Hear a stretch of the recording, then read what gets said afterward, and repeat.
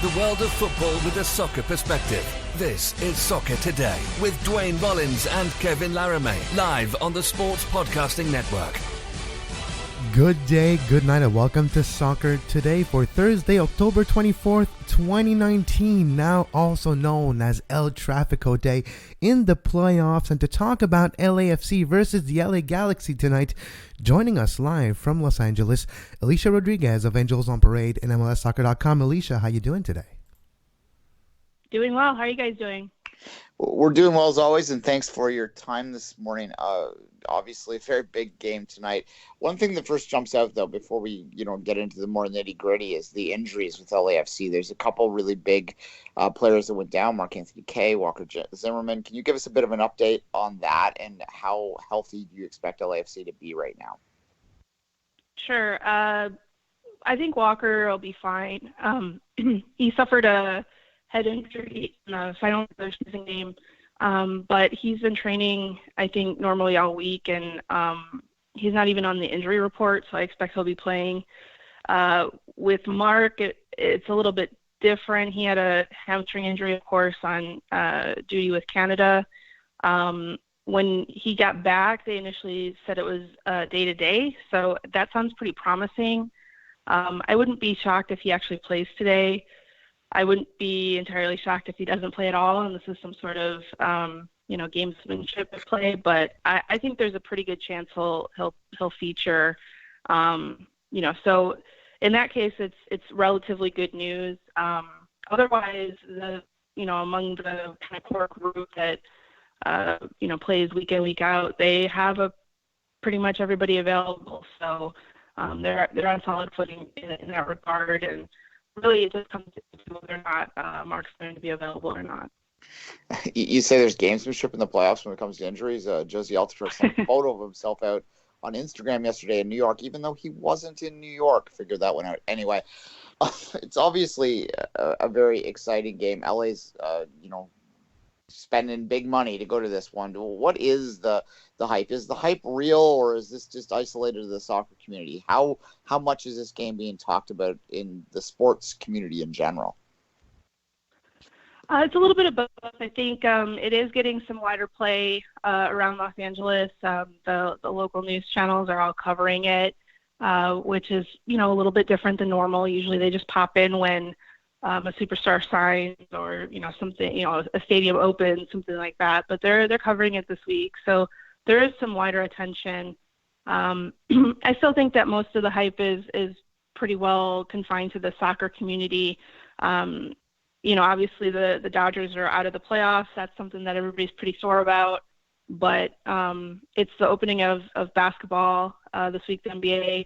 And there was a Lakers-Clippers game this week. So, that got quite a bit of attention too. But really a lot of it's been the compare and contrast between the two games. The opening tip-off of the NBA season between the LA teams and the big playoff showdown, the first one ever between the LA teams in MLS. So, it's getting some play. And I certainly wouldn't say that, it's a totally mainstream cultural thing just yet, but little by little, it's getting there. The hype for this game has delivered so far on the pitch over the last 2 years. 4-3-2, 2-3-2 comebacks, and of course late goals and great goals by Zlatan, Carlos Vela. In general, if we're looking at the games they played, the top goal scorers in the LA Trafico so far is Zlatan, 8 goals, and Carlos Vela, 7. Alicia, does the performance of those two players will dictate the result of tonight's game? Yeah, I think, a lot of times when we're talking about soccer, we don't necessarily, want to boil it down to two players, because there's some two players that can actually win games on their own. These are two of them, right? These are two guys who are, completely capable of taking their team on their back and winning games for them. And then that way, I think it will, they will play a big part. If either of those players has a monster game, that's going to be a huge boost for their respective team. And if either player struggles and really doesn't shine in the moment, that's going to hurt the team. I think it's going to be a pretty tight one. So, yeah, I think it absolutely, usually we say it's more than that. It's the whole team that's playing, but certainly the whole team will be playing on both sides. But I do think that there's merit in having the matchup boil down to the two superstars. Also, in history, LAFC has never been able to win versus the LA Galaxy. Now it is in the playoffs. It's a one-game winner moves on situation. Is the mental edge of the Galaxy of winning the Derby so far an actual edge in the playoffs, knowing that they don't have home field advantage?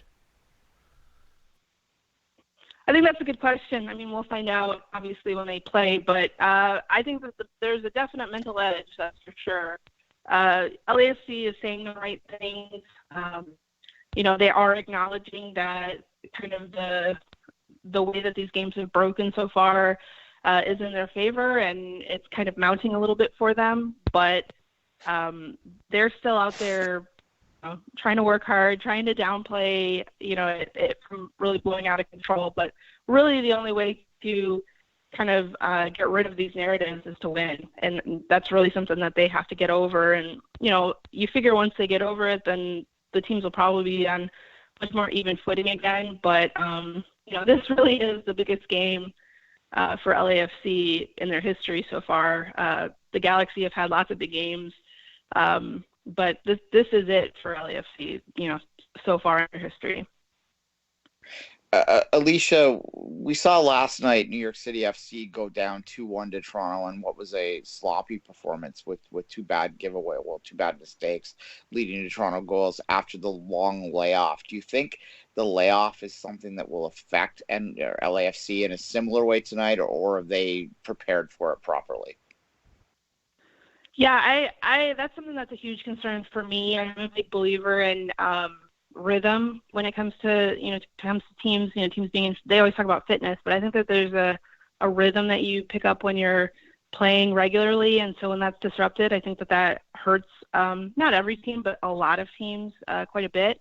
I think that's a huge concern for LAFC, especially in light of what we saw with NYCFC last night. Yes, they had the two mistakes that basically sunk them, but they really did not play very well last night, and I think to me, two factors were at play: the long layoff, and I think that's something that's concerning for LAFC. And then they were in a brand new, facility. They were in a new facility. The field was completely different from what they were used to, and you may say, well, it's a pitch. Like, what's the difference? But like the infield turf was on the opposite side of the field. Like stuff like that, I think kind of messes you up quite a bit. So. Yeah, for me, I think those two factors really, really hurt NYCFC. Obviously, LAFC will be playing in the same venue they're always playing in, but the long layoff, I think, is something that's going to be interesting to see, because if that's the case, that the top seeds struggle coming out of a bye, that's probably not going to be very, very good motivation for teams in the future to try and be, top seeds, because they're going to want to avoid that, right? Yeah, no, they probably will want to avoid that. And looking at LAFC's entire season, a record-breaking season, that all boils down to tonight. With Coach of the Year Bob Bradley at charge, does tonight's result, Alicia, affect how we view the record-breaking season? A win, yes, they move on, they go to the Western Conference Final. A loss, they join NYCFC by being the top seed and knocking out themselves in the first round. Does tonight tarnish the legacy of 2019 for LAFC if they lose? I think it's a little bit of both. I mean, I think you can obviously be disappointed if they were to get knocked out again in their first playoff game. That happened to them last year, and we've seen with other teams, and like are experiencing this, this difficulty and being successful in the playoffs, and that's definitely, hurt them as far as their reputations and their legacies as being to an extent. At the same time, they did have a record-breaking regular season, and that's nothing to scoff at, right? They had a really good season, but we know that based on how the league is structured, that being really good in the regular season is an accomplishment, but it's not the only accomplishment. So I think MLS is still a big motivation for them. And I would be really surprised if, they didn't have an intensity to go after it and make a run in the playoffs. And you could argue that this is the hardest game that they'll face. If they can get past this one, then the road might be, I'm not going to say it's easy, but it's going to be easier, most likely, because they won't have the baggage attached to it. So in that regard, that's why this is such an important game tonight, because if they can get past it, they'll put some of those negative narratives to bed, and they'll also be able to kind of move on with a clear mind, not having to worry about facing the Galaxy again in the playoffs this year. Alicia Rodriguez of Angels on Parade and MLSsoccer.com. Thank you very much for your time today, Alicia. We wish you an entertaining game tonight, at the least. Thank you very much, guys. I appreciate it. And we'll be right back after this short break here on Soccer Today. You are listening to Soccer Today. Follow us on Twitter at Soccer Today SPN and like our Facebook page, facebook.com/Sports Podcasting Network. You can find the podcast version of all the shows we do on iTunes, Apple Podcast, Google Play Store, TuneIn Radio, iHeartRadio, and anywhere you get your podcast. And we're back on Soccer Today. Kevin Laramee with Duane Rollins. As always, you like what we do, make sure you go to our Patreon page, patreon.com/Sports Podcast Network, to get the Two Solitude Soccer podcast, which came out yesterday with Steve Milton of the Hamilton Spectator, and Duane, of course, and myself, talking about Canadian Premier League and talking about the Canadian Premier League final that will start on Saturday with the first leg in Hamilton. $2 a month will give you access to the Two Solitudes podcast, 4 shows monthly. Duane, we're back here to talk about MLS Cup Playoffs. We previewed tonight LAFC. We'll get to Atlanta Philly in a second, but let's go back to yesterday. Last night, Toronto, NYCFC at Citi Field. Toronto moving on 2-0 to the conference finals. Indeed. I remember conversations on this show, if you go back in our archives in June, where I wasn't completely, you were, which, it's par for the course, that's fine. Writing this team completely off. Now they are 1 win away from going to MLS Cup final. It's kind of surreal. Yeah. Well, granted, they looked like a team who needed to be wrote off at that time, so they did change the way they play, and Pozuelo was a big factor in a few parts of the season, last night included. Yeah, look, I was having a conversation with a couple of people last night about this very, very conversation, and the reason I never completely wrote TFC off was always the talent. The talent was there, but they weren't performing. But they made a couple really key decisions in the middle of the season. They added Omar Gonzalez, who didn't play last night, but it certainly did solidify and give them some defensive confidence. And obviously they added the 2 wing players, although Sebastian Endo deciding that he was an MLS caliber player in the middle of the season had as much impact as anything. But and his 7-game scoring streak or something? Did he score like in 6th straight game or something? That was crazy for Sebastian Endo. Yeah, look, it's been a strange run. They're 12 wins or 12 games without a loss now, and it's now at the point. It was at some point when it was 9. It was like, they're 9 games undefeated, but they've only won 3 of them. Well, now it's 12 and they've won 5, so it's a little bit more in line with something that you start to go, Look. Here's the thing about the game last night. You can't talk about the game without talking about the 2 massive errors that NYCFC made.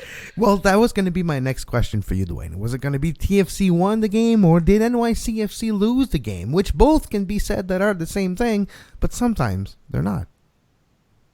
Well, if you look at the numbers, TFC had more shots, had more corners, had more expected goals, had everything. They won the stat sheet as well as the game.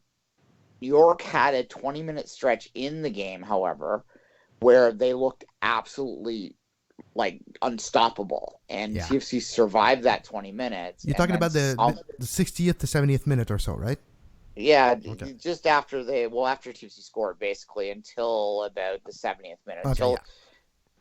They made the change. They TFC brought in Larea and kind of changed their formation around. And at that point, it became a little more even. And obviously, TFC got the goal on Reyes dribble around the defender and an atrocious penalty that New York gave up at the end. I was going to get that. I was going to say Matarrita, which was one of the keys to that 20 minutes you mentioned that NYCFC was really dangerous, as it was all Matarrita and Mitricha. And then Matarrita decided to, you know what, let's forget everything I'd done right up to this point and let's get a tackle in the box.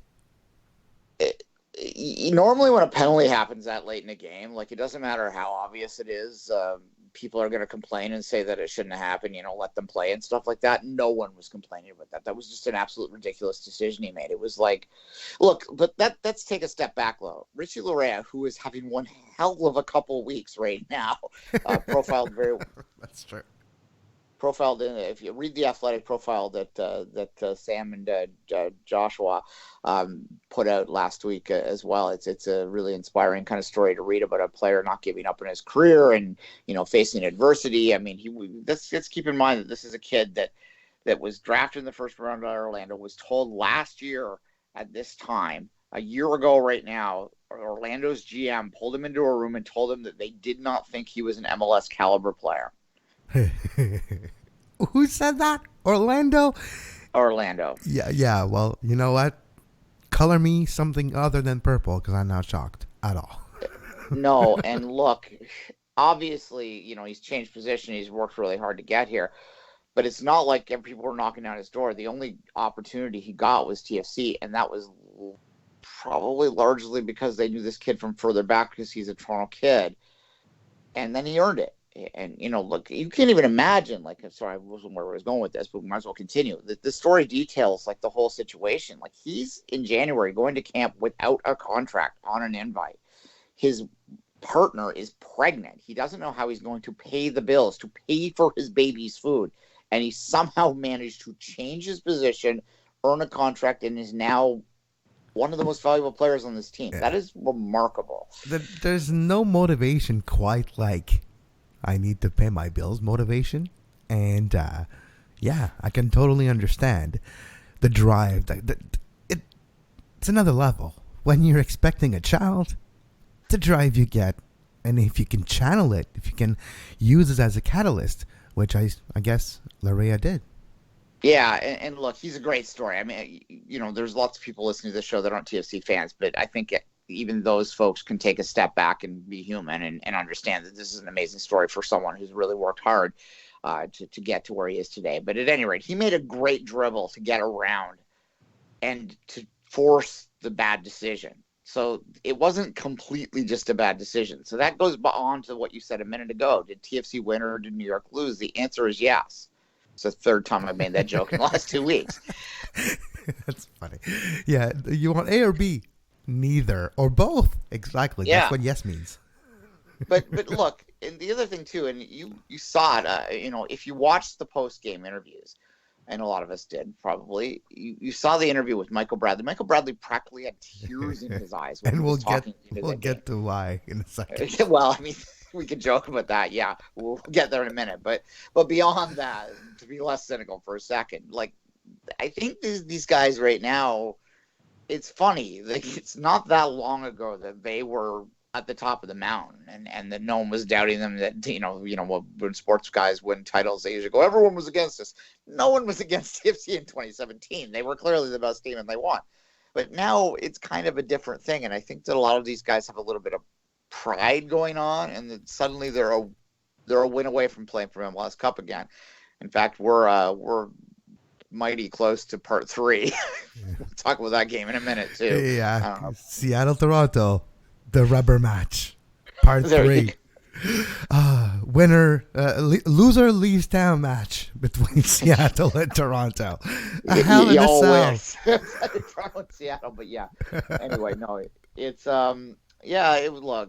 it was a funny game, and look, I have a very weird relationship with TFC. I mean, I'm a fan, I'm not. I'm a journalist, I'm not. It's weird, but I couldn't help myself last night. It was fun to watch that because they were unexpected. And look, 2017 was amazing. At the end, it was a lot of payoff for a lot of bad years and all that sort of stuff. But at the same time, there was no adversity in 2017. They just ground their way through. Now it's like if they were to finish this off, it would be like, oh my God.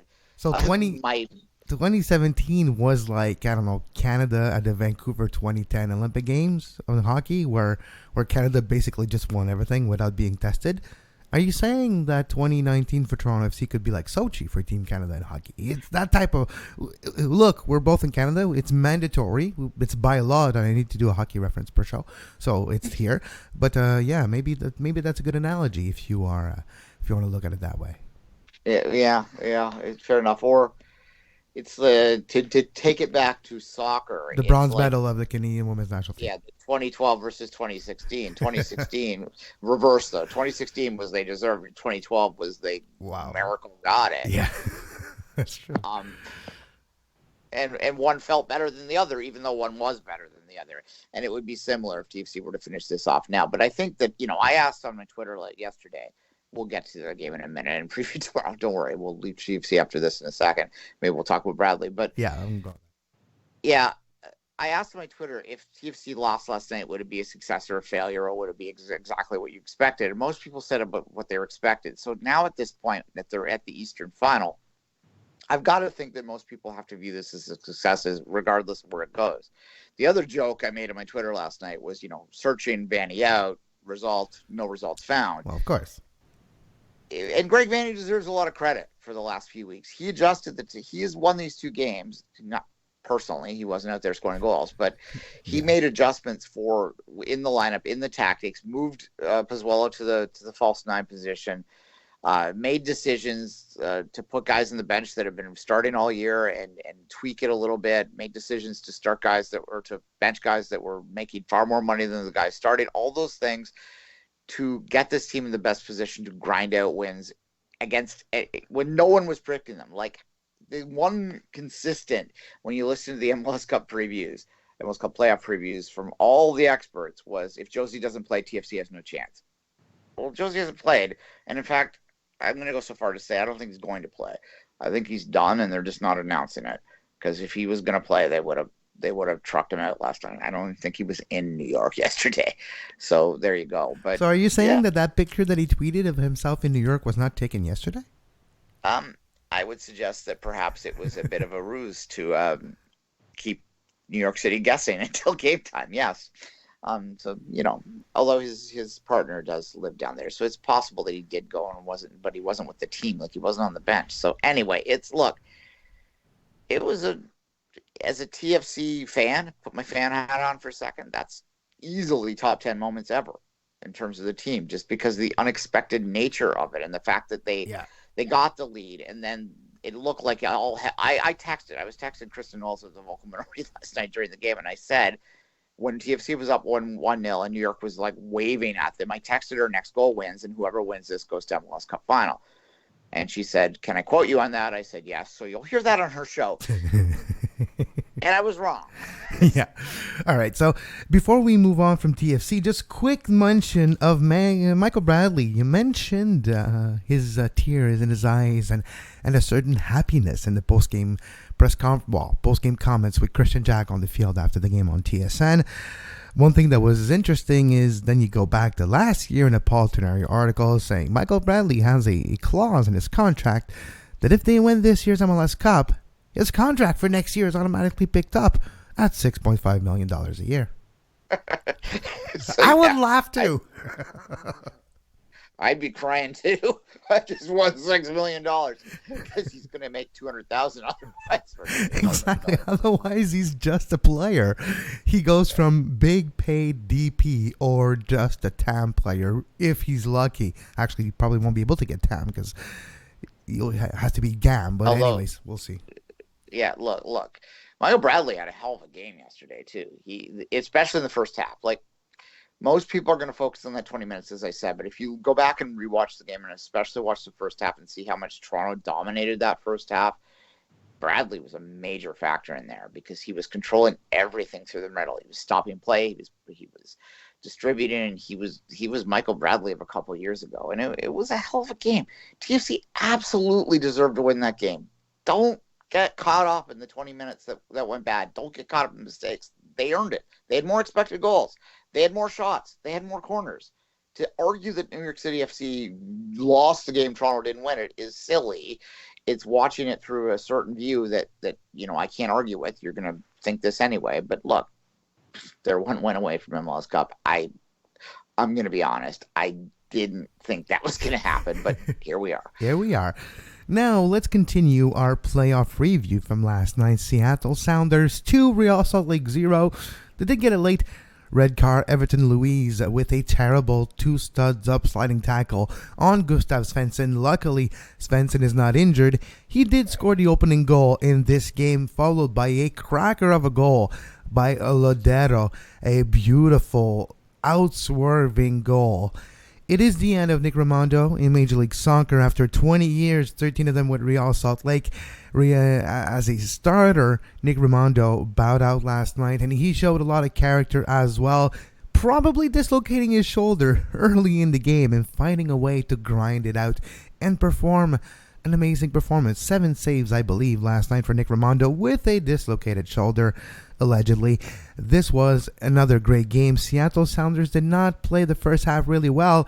Brian Schmetzer at halftime said that, I hope my speech was recorded because I told the guys that they did not play well. And for Brian Schmetzer to talk like this, yeah, it is surprising. He probably used some profanity, which usually we don't associate with Brian Schmetzer. Seattle coming off for a second half of an anthology with a great performance, great goals. And I have to say, Duane, Seattle's looking damn good.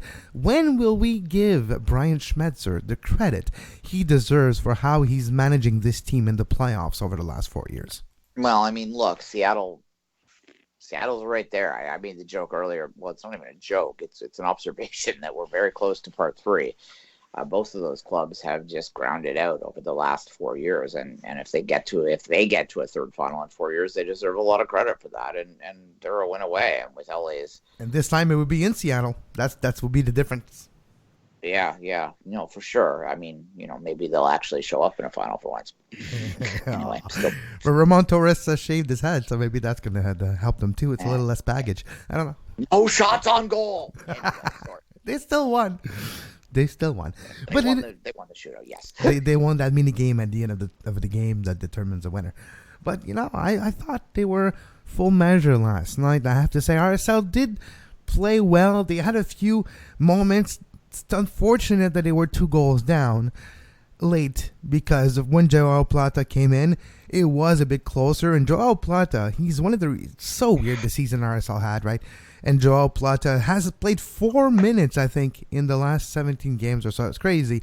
But he does come on at the 70th minute last night. They did create things, but not close enough. And Seattle gets a 2-goal victory. Yeah, it turns out we were being... I thought... Basically, I was making my prediction that RSL would win that game based on the fact that no one was giving them a chance to win that game, and MLS is funny.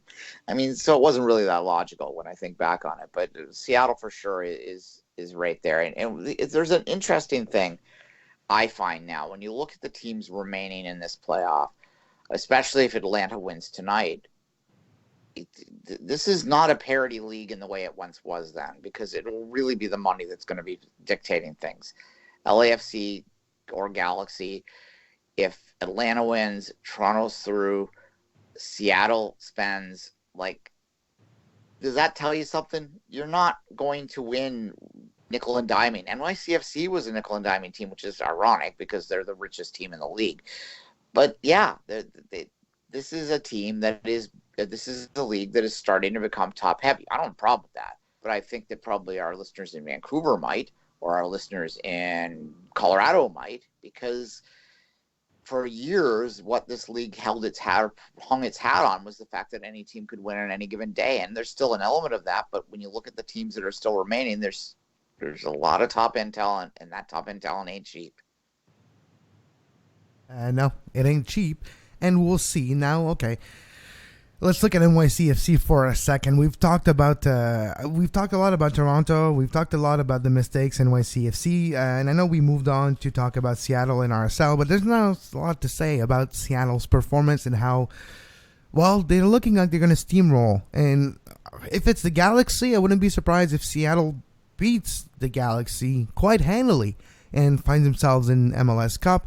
If it's LAFC, then it's an interesting game at Bank of California, and I think it does going to have an influence on the result, home and field advantage for the conference finals. One thing I wanted to say about NYCFC before we just move on to Philly Atlanta, before we say goodbye for today, Duane, is the quote of Dome Tora after the game.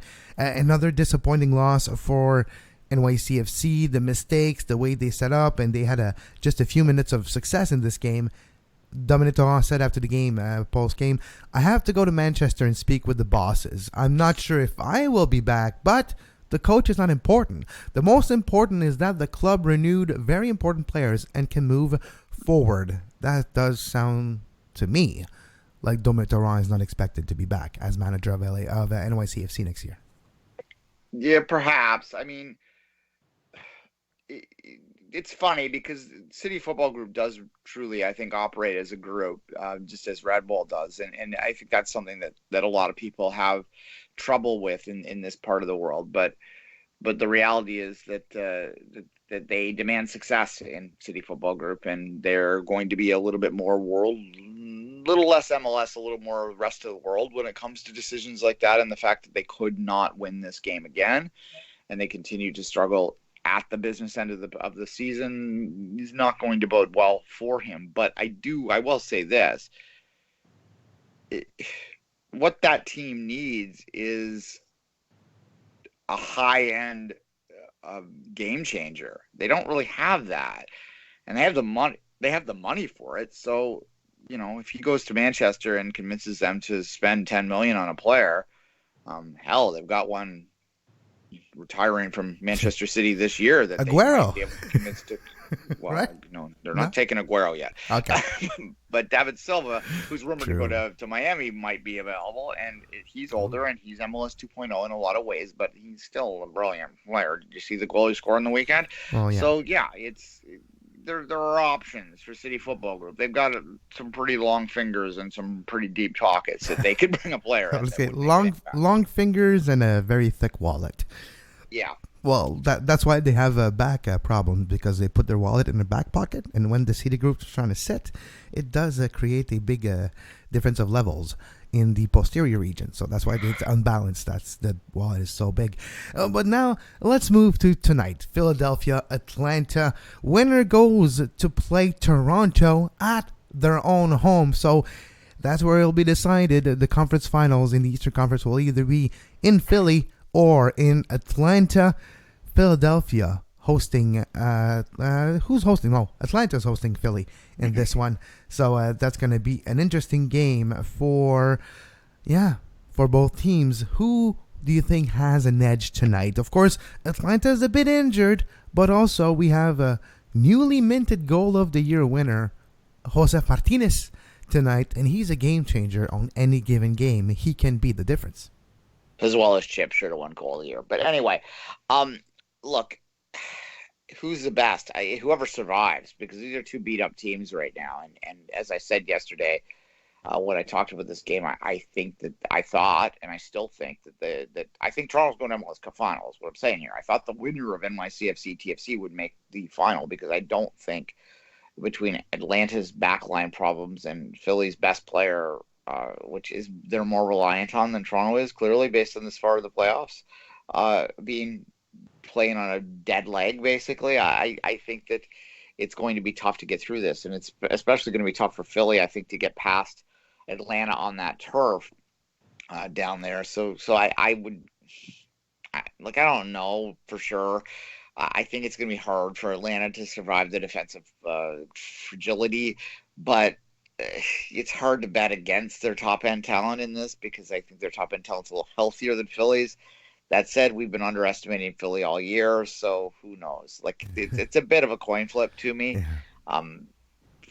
I picked Philly yesterday, so I'd be disingenuous to pick against them today. So I'll say Philly, but honestly, I'm flipping a coin. Okay, I'm going with Atlanta tonight. Home field advantage will continue to be a factor in the playoffs, and I do believe Atlanta has the talent to overcome Philly's pressure and Philly's organized ways. And I do feel Atlanta and Toronto will meet in the playoffs once again. And this time it'll be in Atlanta for a ticket to go to MLS Cup Final. And I think that's going to be my prediction in the Eastern side. And I'll go now with my prediction on the Western side. We've seen a lot of games between LAFC and the Galaxy, Duane. To be fair, we've seen 6 of them. The Galaxy won 2, and there was 3. Actually, we've seen 5. The 6th one is tonight. 3 draws, 2 defeats for LAFC. And I think tonight it changes. Fortunes favors the bold. Carlos Vela will score tonight, and the Galaxy, for the first time ever, will lose to LAFC. Crime rises to the top in the playoffs, and I think LAFC has waited for this moment for the last 2 years, saying, okay, you beat us, you won 5 battles. We're going to win the first war tonight. That is a perfectly logical and highly defendable pick you just made there. I have no argument against it. I think the Galaxy are going to win. except that you choose the other one, which that's why MLS is fun, because both argument of a side can be debated and can be right and wrong at the exact same time. And look, I don't know what I think about Zlatan going deep in an MLS playoffs. It's entertaining and appalling at the same time. It's I don't know what to think, but here we are. Here we are. But, luckily we don't have to think about it for much longer, because tonight we'll see it, and tomorrow we'll talk about it. MLS Cup Playoffs, Philly, Atlanta, Philly tonight, and then LAFC, the LA Galaxy. We'll be back tomorrow with another edition of the World of Football with a soccer perspective here on Soccer Today. You can follow Duane on social media at 24th Minute and myself at Kev Laramee, and this show at Soccer Today SPN. Podcast versions available everywhere you get your podcasts, and also our Two-Sided Soccer Podcast, premium Canadian soccer podcast, available at patreon.com/sports podcasting network. Until tomorrow, as always, have a great soccer. You can find the podcast version of all the shows we do on iTunes, Apple Podcast, Google Play Store, TuneIn Radio, iHeartRadio, and anywhere you get your podcast.